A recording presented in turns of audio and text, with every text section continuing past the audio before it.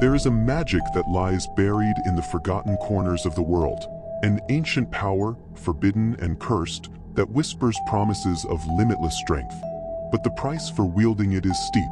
This is the story of those who have dared to seek the forbidden knowledge and the dark path they walk. Welcome to Scarying YouTube channel. Before going to the story, please subscribe to my channel. I get motivated to make more scaring and horror stories. It is a story of the Chronicles of Shadows. Let's understand this in chapters. Let's begin. Chapter 1. The Birth of Dark Magic. Before the rise of mortal civilizations, in the age when the gods themselves roamed the world freely, there was only one magic, ether. This pure form of magic was the lifeblood of the universe, woven into every living thing.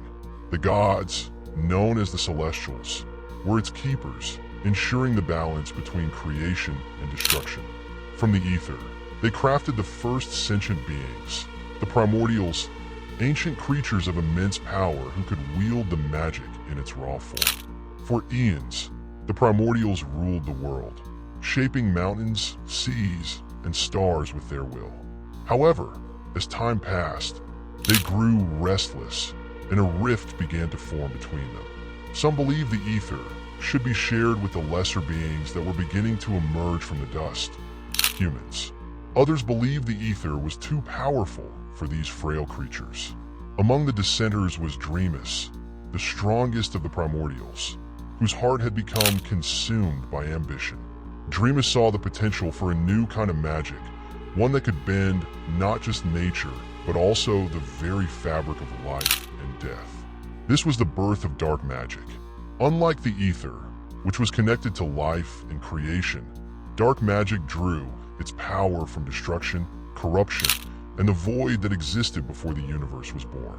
Dreamus began experimenting, twisting the ether into dark forms, creating creatures of shadow and flame, beings that could consume life and grow stronger from the death of others. When the Celestials discovered Dreamus's treachery, they were horrified. They decreed that dark magic was to be forbidden, and Dreamus was cast into the eternal abyss, a prison from which no one had ever returned. But it was too late. The seeds of dark magic had already been sown in the world, and though the gods had tried to suppress it, whispers of its power began to spread among mortals. Chapter 2. Malchior's Descent. Centuries passed, and the world of men grew. Empires rose and fell. Great sorcerers harnessed the magic of the ether, and the art of spellcasting flourished. It was during this time that Malchior, a young and talented mage from the city of Vardenfell, began his quest for knowledge. From a young age, Malchior showed a mastery over the elements that surpassed his peers. His brilliance attracted the attention of the Arcane Council, an elite group of wizards who governed the study of magic. But Malchior was unsatisfied. He craved the knowledge that was hidden from the masses, the ancient tomes, the forgotten spells, and above all, the mysteries of death and life. His hunger for power grew after he witnessed the death of his father, a great warrior who fell to a plague that no magic could cure. Malchior became obsessed with the idea that magic should be able to conquer death itself. One fateful night, as Malchior pored over an ancient manuscript in the council's library, he came across a passage that mentioned the Twilight Woods, a place long feared and forgotten. Legend said it was a gateway to other realms, where ancient powers lay dormant. With the manuscript as his guide, Malchior left Vardenfell under the cover of darkness, driven by an overwhelming desire to unlock the secrets of life and death. The Twilight Woods were everything the legends had warned of and more. Twisted trees loomed over him, their bark blackened and gnarled, as if scorched by an ancient fire. The air was thick with the stench of decay, and strange whispers echoed through the fog, as if the forest itself was alive. After days of wandering, Malchior found the heart of the forest, an ancient, rune-covered stone that pulsed with dark energy. The moment Malchior touched the stone, a surge of power coursed through his body, overwhelming his senses. The runes glowed bright, and the ground beneath him shifted. Voices, neither human nor divine, spoke to him in languages long forgotten. They promised him the power to conquer death, to control the very forces of existence itself. With trembling hands, Malchior invoked the spell that would forever change his fate. Chapter 3: The Rise of the Dark Mage. Upon returning to Vardenfell, it was clear that Malchior was no longer the man he had been. His once vibrant eyes now gleamed with a dark light, and his skin had taken on a sickly pallor. But the most significant change was the magic he wielded. No longer bound by the limitations of the ether, Malchior began performing feats that defied natural laws. He could summon storms with a mere thought, control the minds of others, and even reanimate the dead. At first, the Arcane Council was impressed by his newfound power, unaware of the dark origins of his magic. But as time passed, it became clear that Malchior's powers were not a gift. They were a curse. The more he used the dark magic, the more it consumed him. His spells became erratic and destructive. Crops withered in his presence, and animals fled at the sound of his voice. The dead that he had resurrected were not peaceful spirits, but twisted abominations, bound to his will. Soon, rumors of Malchior's dark magic began to spread beyond Vardenfell. Entire villages were razed to the ground by mysterious plagues, and those who ventured too close to the Twilight Woods disappeared without a trace. The Arcane Council, once his allies, now sought to imprison him. But it was too late. Malchior, now calling himself the Shadow Lord, had amassed an army of the undead and corrupted creatures, all bound to his dark will. The gods, once silent, now intervened. The Celestials sent their champions to stop him, but Malchior's power had grown far beyond anything they had ever faced. One by one, they fell, their divine light snuffed out by the dark magic that flowed through him. The land itself began to change, as the skies grew darker and the earth cracked beneath his feet. Chapter 4: The Shard of Light. In the midst of this chaos, a prophecy emerged. A prophecy that spoke of a weapon capable of sealing away the dark magic forever. It was the Shard of Light, a fragment of the ether itself, hidden away by the Celestials for a time when it would be most needed. But the shard could only be wielded by one pure of heart, untouched by the temptations of power. Enter Seraphine, the last champion of the Celestials, a humble priestess who had devoted her life to healing and peace. Seraphine was chosen by the gods to wield the shard. She was reluctant at first, believing that she was unworthy of such a task. But as the darkness spread, consuming more of the world, she knew she had no choice. Seraphine's journey to find the shard was long and perilous. She was guided by visions from the Celestials, but Malchior's influence was everywhere. The creatures of shadow that served him hunted her relentlessly, and the lands she traveled through were ravaged by his dark magic. But Seraphine's faith never wavered, and with each step, she grew stronger. At last, she found the shard, hidden in a temple deep within the mountains. The moment she touched it, she felt the warmth of the ether flow through her, filling her with hope. Armed with the Shard of Light, Seraphine set out to face Malchior. Before going continue in the video, please subscribe. I like the video. Chapter 5: The Final Battle continued. Malchior, consumed by the dark magic, had become more monster than man. His once human features were twisted beyond recognition, his form a grotesque shadow of what he had once been.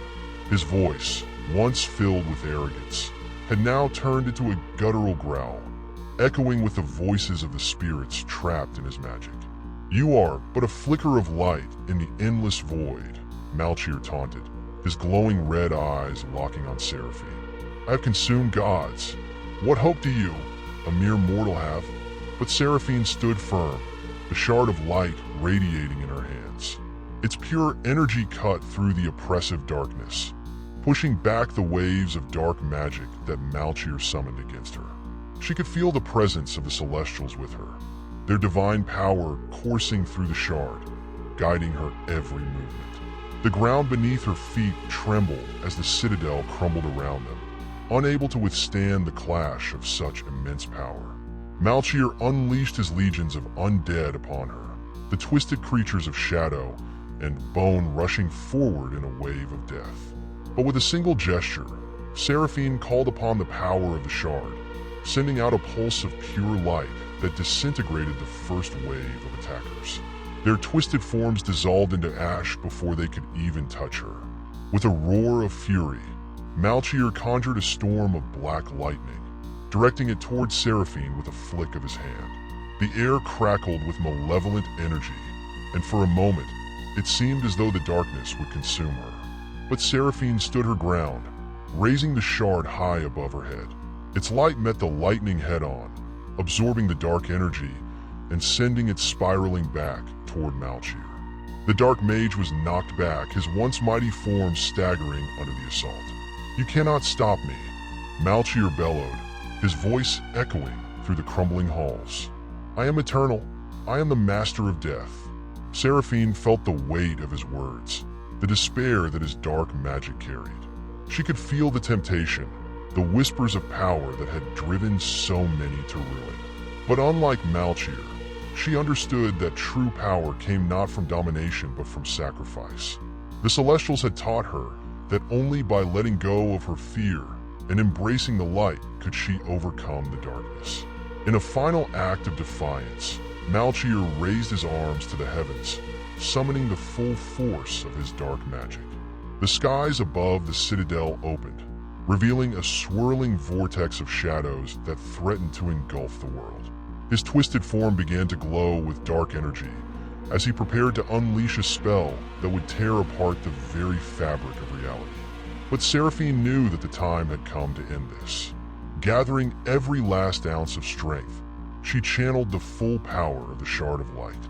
The glow from the shard intensified, growing brighter and brighter until it was blinding. The air around her shimmered with divine energy, and for a moment, it seemed as though the very stars themselves were watching. With a cry, Seraphine unleashed the light. It shot forth from the shard in a brilliant beam, cutting through the dark vortex that Malchior had summoned. The light struck him with the force of 1,000 suns, burning away the dark magic that had consumed him. His body twisted in agony, the shadows peeling away like smoke. For the first time in centuries, Malchior's eyes reflected fear. "No," he screamed, his voice filled with desperation. "You cannot defeat me. I am eternal." But the light did not stop. It pierced through the very core of Malchior's being, severing his connection to the dark magic. His body disintegrated, crumbling to dust before Seraphine's eyes. The vortex above the citadel collapsed, the storm dissipating into nothingness as the last remnants of Malchior's power were erased from the world. All was silent. The undead army that had once obeyed Malchior collapsed into lifeless heaps, their dark magic dissipating along with their master. The twisted citadel began to crumble, its walls and towers falling in on themselves, unable to stand without the dark magic that had held them together. Seraphine, exhausted but victorious, stood amidst the ruins. The Shard of Light, now dimmed, rested in her hand, its purpose fulfilled. The land, once shrouded in darkness, began to heal. The sky above cleared, revealing the stars once more. The light had returned to the world. Chapter 6, The Aftermath. With Malchior's defeat, the curse of dark magic was lifted from the land. The dead no longer walked, and the twisted creatures he had created returned to the earth from which they had come. But the scars of his reign would take time to heal. The once great kingdom of Vardenfell was in ruins, its people scattered and broken. Seraphine, though victorious, felt the weight of what had been lost. The power of dark magic had claimed so many lives, and the world would never be the same. She returned to the temple where she had found the shard, laying it to rest once more in its sacred vault. The gods, silent for so long, blessed her for her bravery, but even they could not undo the damage that had been done. Though the Shard of Light was safely hidden away, the threat of dark magic was not completely gone. Its essence still lingered in the world, waiting for another to discover its secrets. There would always be those who sought power at any cost, those who would be tempted by the whispers of the shadows. And so, the tale of Malchior, the Shadow Lord, became a warning to all who would seek the forbidden knowledge of dark magic. It was a reminder that the pursuit of power, no matter how noble the cause, could lead to ruin. Epilogue: the shadows endure. Years passed, and the world began to rebuild. The legend of Seraphine and Malchior became a story told around campfires, a tale of bravery and sacrifice. But in the darkest corners of the world, where the light could not reach, the whispers of dark magic remained. In an ancient tomb, hidden deep beneath the earth, a lone figure stood before a cracked and weathered stone tablet. The runes that had once granted Malchior his power glowed faintly, as if calling out to those who dared to listen. The figure reached out, brushing their fingers against the stone, and the whispers grew louder. "The power of the shadows is never truly gone," the voice hissed. "It waits for those willing to pay the price." The figure smiled, their eyes glowing with a familiar dark light. And so, the cycle began again. Thank you for watching. If you enjoyed this journey into the darkness, don't forget to like, subscribe, and hit the bell for more stories of magic, mystery, and the unknown. Until next time, stay in the light.